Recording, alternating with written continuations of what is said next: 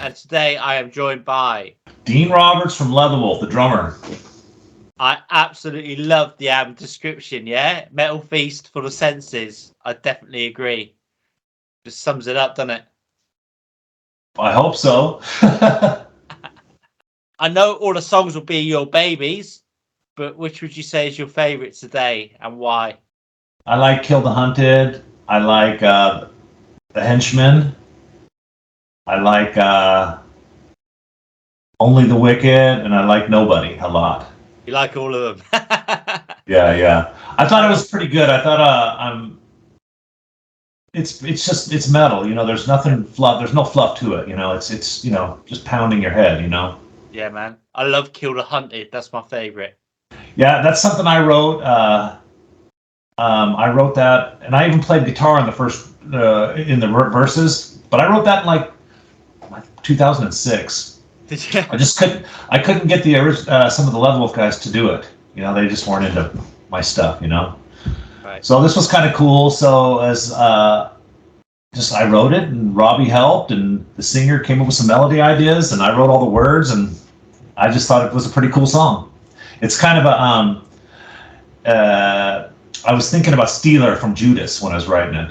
Right. Cool. Yeah, I get that, man. Absolutely.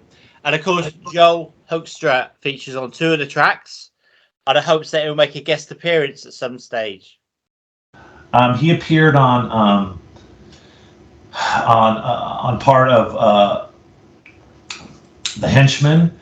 Yeah. He also appeared on 2 other songs that aren't on this record, and they're full-on leads. And he really he freaking nailed him, dude.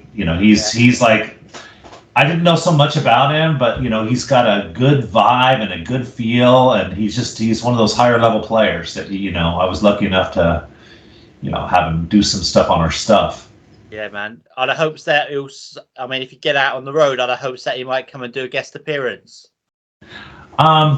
I really haven't thought about that because he's a busy guy with Whitesnake and his whole deal, and we're honestly not like friends. It's not like we talk or this or that. We're just like acquaintances in the rock and roll world.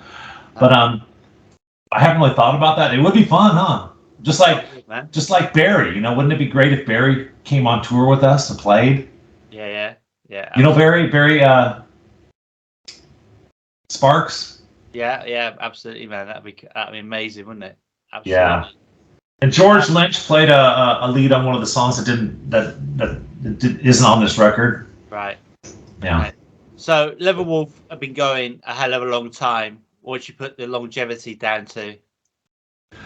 Well, not really. We were a band from like 1980 to 1989, and then we played a couple shows in the late 90s, and then me and Jeff made a record without the original guys, and then we all got back together for just a little bit of time, and then people went their separate ways. Me and Mike's kind of stuck it out for a little while, and then that all just fell apart a couple years ago, and so I'm the last guy standing. Cool. And I'm absolutely a massive fan of album artwork. You got it behind you. How pleasing is it for you to see vinyl resurging like it is back in such a massive way? See, the coolest thing is I don't have to deal with anybody else. I don't have to deal with some freaking little wimp's opinion about a piece of shit art. Yeah. I can just get some guys to do something metal, no fluff, just something that's just brutal, and that I've always been kind of a harder rocker guy. I just never really liked fluffy kind of stuff. So when I ran into Mark Sasso and we just started doing stuff, I just, God, this guy's the man. He's the coolest guy on the planet. He does killer art. And plus he's a nice guy.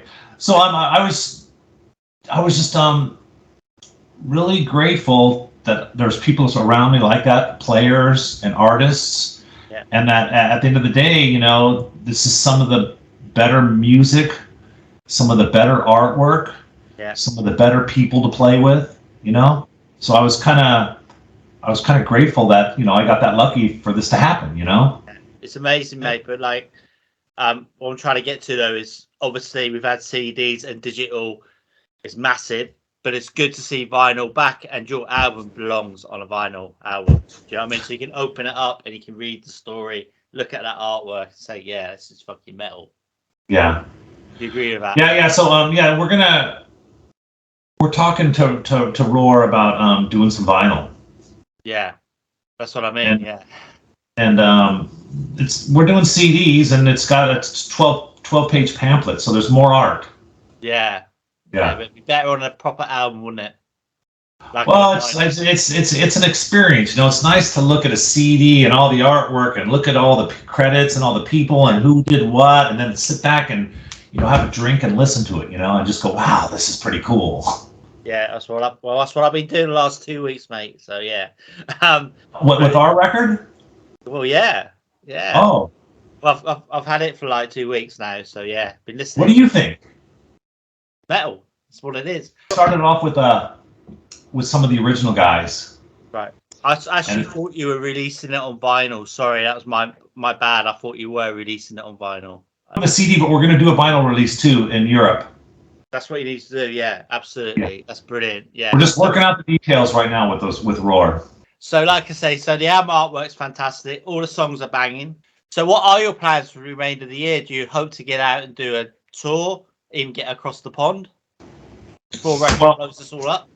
I have to get surgery on my wrist, because I have a broken wrist. Right. And so that'll go down probably in 2 weeks, and then I'll be out for another 2 months. Wow. And we're hoping to just get some traction with these songs and just come and deliver this type of music, plus some of the old classic stuff, if we get the opportunity. Yeah, absolutely. We want to play. Yeah, absolutely, man. So, are you going to be having a release party? Obviously, you've got a knackered wrist. So, no release party. We're just gonna have a small little party, just with the guys in the band and the family. Just for all that we had done. There's not gonna be a record release party because I can't play. No, obviously not. No, I can't play. I can't move my wrist. Nah, shit. I can't do this. Nah. Stop, dude. I have to get that handle before I play again. Yeah, man. Which is funny because I had to go do a video yesterday or Tuesday. We did Kill the Hunted, the performance video. Right. That must have been quite difficult then. Well, it's not fun. No, I can imagine. Okay, mate. So, like I've said already, you've had a long career, but if you could clutch a moment, a random highlight out of your career, which one would you choose? I honestly had the most fun I had is when we were younger playing parties. Yeah. And there's a couple random moments like playing with Queensryche or playing with at Irvine Meadows or playing at Archalk. That were cool. But I like when we were younger and just learning how to play and practicing all the time and playing parties, and there wasn't any drama around. It was just more about fun. Just drinking some alcohol and playing some music at parties. Living the life, yeah. It was like proper days back then, man. Absolutely. Yes. Do you think that metal's in a healthy state at the moment?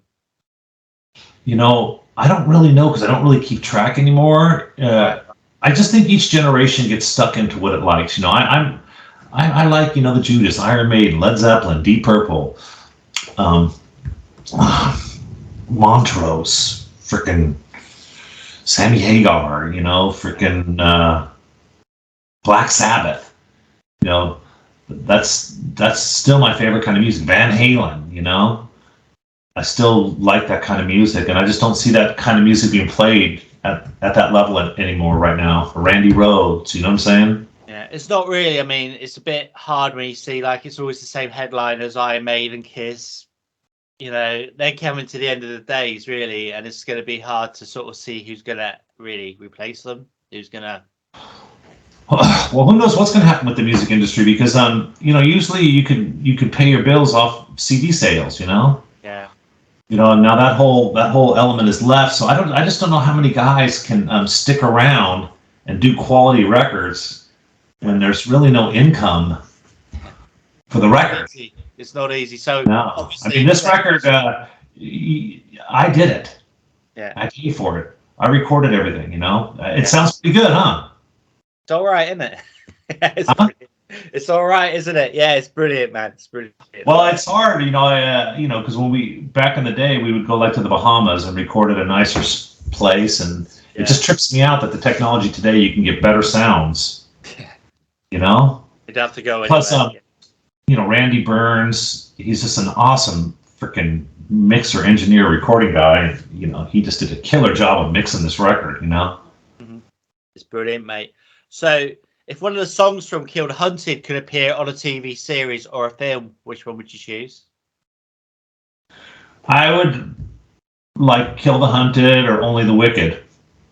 Yeah. Myself, because I wrote the words, I wrote the vocals, did some arrangement on Only the Wicked.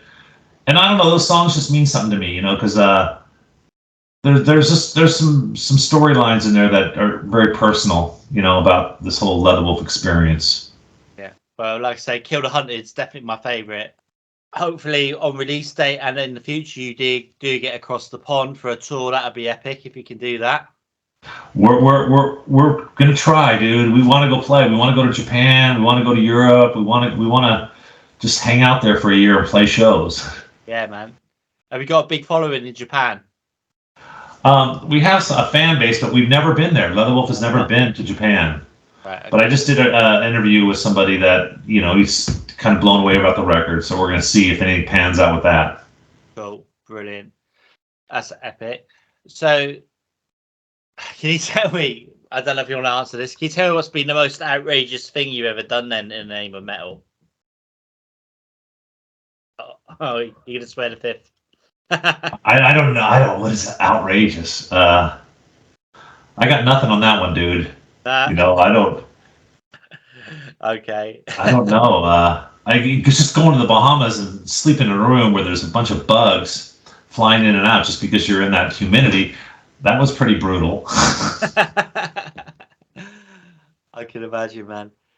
Okay, can you tell us why we should check out Kill the Hunted? I just think it's a bunch of good musicians. It's a bunch of good music, and I think it's definitely up there with, you know, classic metal fans. I think they're gonna like it. Good guitars, good drums, good bass, good singing, different flavor, you know. Absolutely, man. So, how would you describe the album in 4 words? 4 words.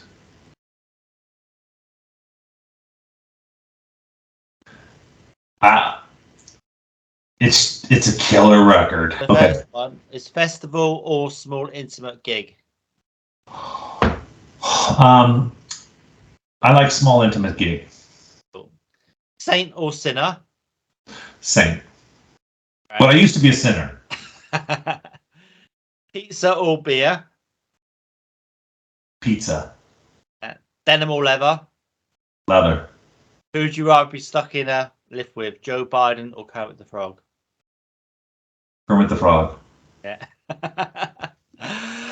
Okay, I want to thank you so much for your time today. Like I said, the album's absolutely killer. It's one of the albums of the year, in my humble opinion. I'm only a small little website. I do it for fun. It's a hobby. I don't have advertising on my site or anything. It's my passion. Yeah.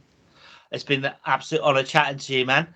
Do you have any final words for your fans, our viewers, and listeners? We'll be coming to your neighborhood soon, so get ready.